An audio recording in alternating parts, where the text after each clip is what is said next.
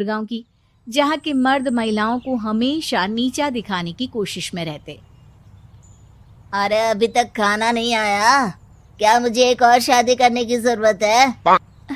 नहीं जी नहीं, ऐसा मत करना, वरना मैं कहाँ जाऊंगी। खाना लेकर मैं अभी आई जी। गांव की पंचायत में भी फैसले हमेशा औरतों के खिलाफ ही रहते। मैं जो फैसला सुनाता हूँ वो भगवान की आज्ञा होती है। इस लड़के ने अपने मन से शादी करके अच्छा नहीं किया।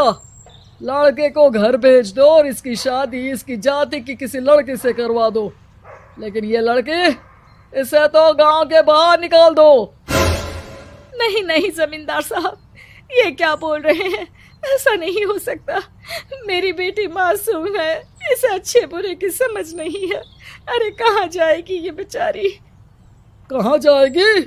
इतनी चिंता है तो पूरे परिवार का गांव निकाला कर देते हैं। बेचारे पूरे बसे बसाए परिवार को गांव छोड़ना पड़ता है। चाहे जो हो, अगर बेटियों को कंट्रोल नहीं कर सकते तो गांव में रहने का कोई मतलब नहीं है। यहाँ औरतों को दब कर रहना होगा। कोई भी अपने हिसाब से कुछ नहीं कर सकता, सब ईश्वर की मर्जी से ही होगा। तभी गांव का एक आदमी दौड़ा दौड़ा आता है। सरपंच साहब, जमींदार साहब, वो कालिया है ना, उसकी बेटी पढ़ने के लिए शहर जा रही है। अच्छा, ये कब हो गया? और कालिया की हिम्मत कैसे हो गई ऐसा करने की? लेकर आओ उसे और उसकी बेटी को। बस फिर क्या था, हाजिर हो जाते हैं कालिया और उसकी बेटी सरपंच के सामने। और कालिया, ये क्या सुनने में आ रहा है? बेटी को इंजीनियर बना रहा है तू? और ये बता, गांव में तो स्कूल नहीं है, फिर कहाँ से इतनी क्लास पास कर गई तेरी बेटी? राधा, जो कि कालिया की बेटी है, उसे लगता है कि सरपंच उसकी तारीफ कर रहे हैं। सरपंच जी, मैंने ऑनलाइन पढ़ाई की है, डिस्टेंस लर्निंग से। सभी में मैंने अच्छे नंबर पाए हैं, जिसे देखते हुए शहर की इंजीनियरिंग कॉलेज में मुझे स्कॉलरशिप मिली है। वाह जी वाह, क्या होती है ये? पहले तो ये बताओ, फिर आगे की बात करते हैं। पूरा गांव राधा की बात सुन रहा था और राधा बोलती जा रही थी। तो ऐसे मैं फ्री में एक अच्छी शिक्षा लेकर गांव में जो कुछ परेशानियां हैं, जैसे बिजली, पानी और इंटरनेट जैसी समस्याओं के लिए काम करूंगी। मैं गांव को शहर से जोड़ने के लिए पुल का निर्माण करवाने का प्रस्ताव रखूंगी। मुझे पूरी उम्मीद है कि जल्द ही हमारा गांव भी तरक्की की राह पर चल पड़ेगा।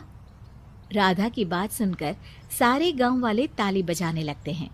सरपंच को समझ नहीं आता कि वो क्या करे। चुप रह नादान लड़की, गांव के खिलाफ जाने के लिए तुझे गांव से बेदखल कर दिया जाएगा, वो भी पूरे परिवार के साथ। और हाँ, अगर ठीक से गांव में रहना चाहती है तो ये पढ़ाई लिखाई छोड़ दे। हम तेरे लिए गांव का कोई होनहार लड़का देखेंगे। तभी गांव का एक आदमी बोल पड़ता है। अरे नहीं नहीं सरपंच जी, राधा बिटिया जो बता रही है, अगर वैसा हो जाए तो हम लोगों को पैसा कमाने के लिए बाहर नहीं जाना पड़ेगा। हाँ जी, और ना ही कोसों दूर पानी के लिए भटकना पड़ेगा। हमारे बच्चे भी अच्छी पढ़ाई कर सकेंगे और आगे बढ़ेंगे, ना कि हमारी तरह खेती करते बैठेंगे। क्यों गांव वालों, राधा बिटिया का साथ देना चाहिए ना। सरपंच देखता है कि गांव राधा के साथ है तो वो चुप हो जाता है। वो घर आकर अपने सलाहकार से बात करता है, जो बहुत ही चालाक किस्म का इंसान होता है। अरे सरपंच साहब, आपको बहुत ही होशियारी से काम लेना पड़ेगा। एक बार गांव तरक्की कर गया, यहाँ के बालक पढ़ लिए तो कोई ना पूछेगा आपको। और फिर ये जो बेटा और बेटी है ना आपके, इनको भी आम लोगों की तरह ही जीवन जीना होगा। हाँ, लेकिन करे तो क्या करे?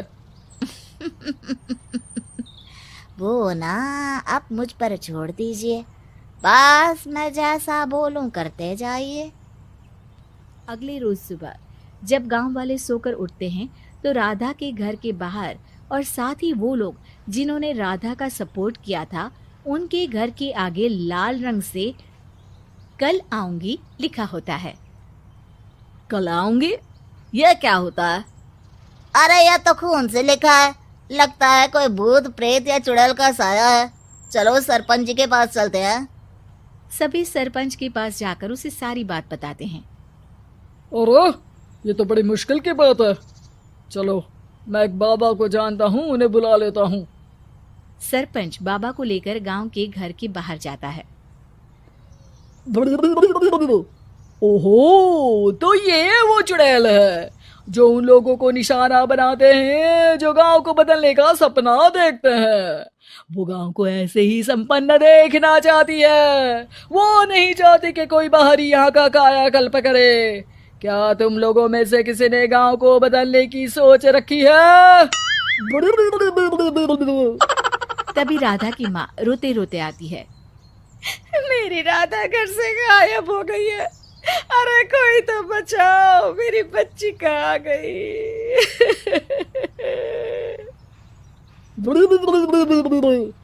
ले गई वो चुड़ैल, तेरी बच्ची को ले गई। अब वो उसे श्रापित करके छोड़ेगी, उस पर चुड़ैल का साया हो जाएगा। तभी बुरी सी हालत में राधा भी वहां आ जाती है। उसके बाल चुड़ैल की तरह फैले होते हैं और कपड़ों में खून लगा होता है। सभी राधा को देखकर डर जाते हैं। माँ, पता नहीं मुझे कौन उठा कर ले गया था। अरे दूर दूर हो जा चुड़ैल, अब हम लोग इस गांव में नहीं रुकेंगे। अरे कैसे बातें कर रहे हैं आप? कल तो आप मेरे भरोसे गांव का हुलिया बदलने, अपने बच्चों को पढ़ाने और तरक्की उन्नति की बात कर रहे थे, तो आज क्या हो गया आपको? ये फिर तुम लोगों को बहकाएगी। ये चुड़ैल गांव में आ चुकी है, ऐसे ही ये तुम्हारे घर के बच्चों को भी ले जाएगी। गांव वाले राधा को गांव से बाहर निकाल देते हैं। उसके माँ बाप रोते रहते हैं, लेकिन गांव वाले नहीं मानते। मैं भी अपनी बहन के साथ गांव के बाहर रहूंगा, लेकिन वो पढ़ाई नहीं छोड़ेगी। वहीं सरपंच के घर पर सलाहकार कहता है। देखा, सांप भी मर गया और लाठी भी नहीं टूटी।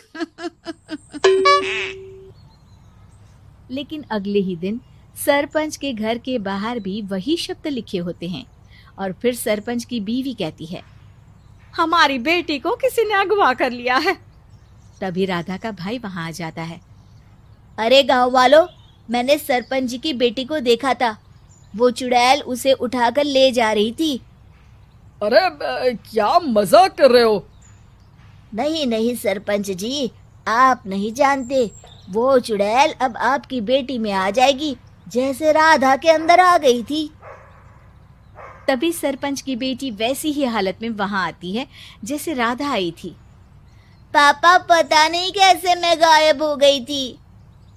चुड़ैल, इसके अंदर भी चुड़ैल का साया है, मारो इसे। अरे नहीं नहीं, इसे भी राधा के पास गांव के बाहर ही भेज दो। अरे चुप रहो, मेरी बेटी कहीं नहीं जाएगी और चुड़ैल वुड़ैल कुछ नहीं होता है। अरे कैसे बात कर रहे हो सरपंच जी?